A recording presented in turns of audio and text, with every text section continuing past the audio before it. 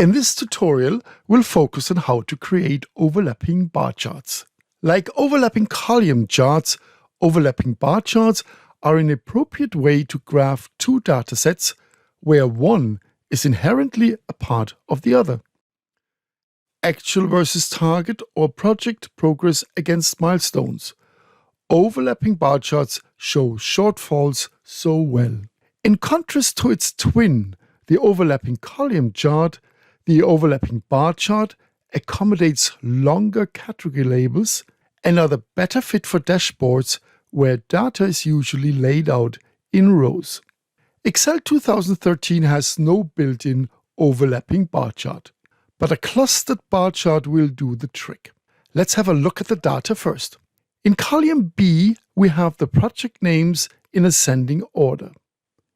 In column C, the level of progress, and in column D, the targets as a percentage. As you can see, the targets are all set to 100. On the right side, you can see the finished chart. The target area is emphasized by a darker color. The level of achievements are displayed by a smaller frame and a lighter color. Let's begin. Highlight the range of cells containing the data. Go to Insert and here to the Charts section. Go to the small bar icon and click on Clustered Chart. At the moment, the two bars representing goal and progress are side by side.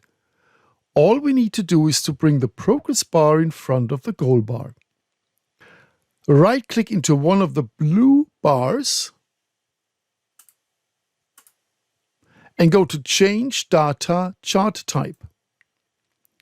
Here, click the little box Secondary Axis beside Progress and click on OK. The rest is simple formatting. Right-click into the orange bar area. Go to Format Data Series and in the Series options change the gap width to 75%.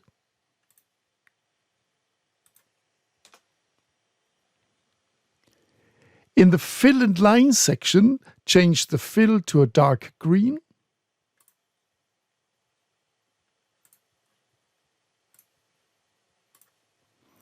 And the borderline to a dark green as well.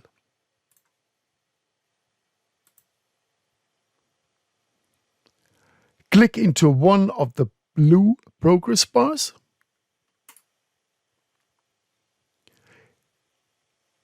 In the Fill and Line section, change the fill color to a light green and the border color to the same light green.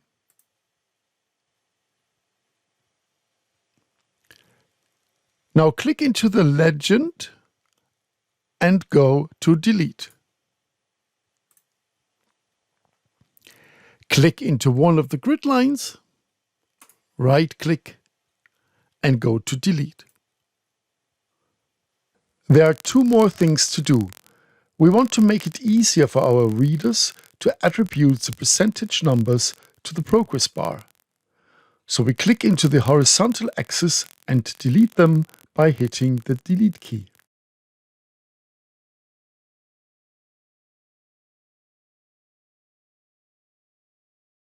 Then we click on the green plus sign and here we click Data Labels.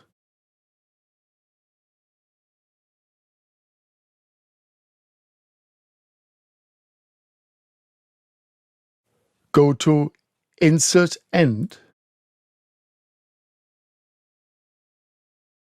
Sure, we don't need the 100%.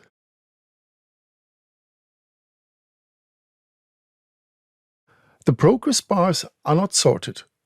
Sort them and readers will interpret them easier. Highlight the data area. Go to Data and here to the Sort and Find section.